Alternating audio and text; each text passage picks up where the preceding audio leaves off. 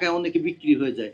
এখন কে হবে না হবে এটা তো অ্যাডভান্স বলা যায় না। আমাদের সরকারের কাছে দাবি সিন্ডিকেটটা করতে না দেয়, ফলস নাম দিয়ে নাম খালি রেখে এরা তাদের 5 কোটি টাকার টিকিট একসাথে কিনে নিয়ে যায়। ওরা জানে যে যারা সিন্ডিকেট করে ওরা জানে কোন কোন কোম্পানি কতগুলো বিষয় আসছে, কোন এজেন্সি পেয়েছে, এটা জানে। তা এদের তো টাইম মতো লোক পাঠাতে হবে যে আমরা যখন একটা ডিমান্ড আসি তখন কোম্পানি বলতে হয় যে 30 দিনের বা 35 দিনের মধ্যে আমার লোকগুলো যাবে।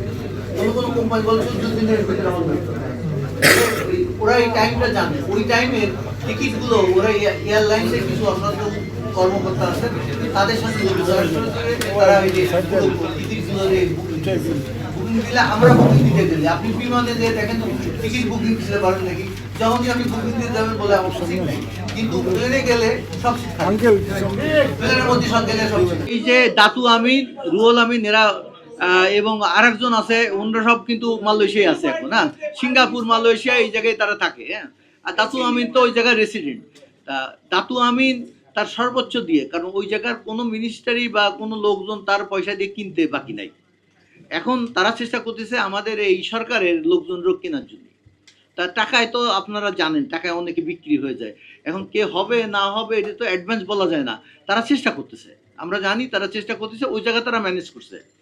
মানে মালয়েশিয়া আমাদের তো লোক আছে, যেমন আমাদের পার্ট আছে, যেমন আমাকে কেউ কাজ দেয়, উনি নিজেই মোস্তফা সাহেব নিজে মালয়েশিয়ায় থাকে, কারণ উনি অনেক খবর জানেন। না, এবং আমারও কিছু লোকজন আছে যারা বলতেছে সিন্ডিকেট অলরেডি হয়ে গেছে। একজনে আমারে ফোন করে বলতেছে, আমি তখন লন্ডনে, আমাকে ফোন করে বলতেছে কি যে সেলিম ভাই সিন্ডিকেটে দেখলাম 6 নম্বরে আপনার নাম।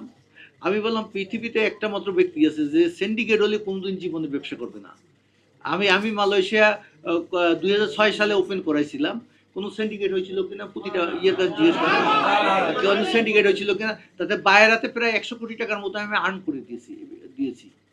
বাইরের তহবিল ছিল, সেই তহবিলগুলো যারা পরবর্তীতে প্রেসিডেন্ট আসছে এরা 1 টাকা জমি 100 টাকা দেখায় কিনা সেই টাকাগুলো নষ্ট করছে। সিন্ডিকেট হইতেছে আমরা মালয়েশিয়া যে কিছু করতে পারবো না, তাই না?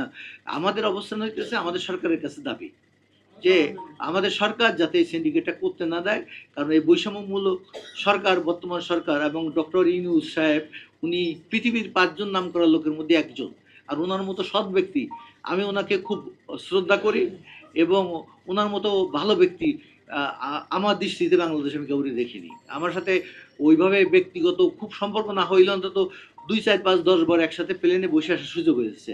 আমি অনেক কথা বলছি ওনার সাথে, কিন্তু আমি দেখছি যে ওনার মতো মানে চিন্তা ভাবনা, এই চিন্তা ভাবনা খুব কম মানুষের মধ্যে আছে আর কি।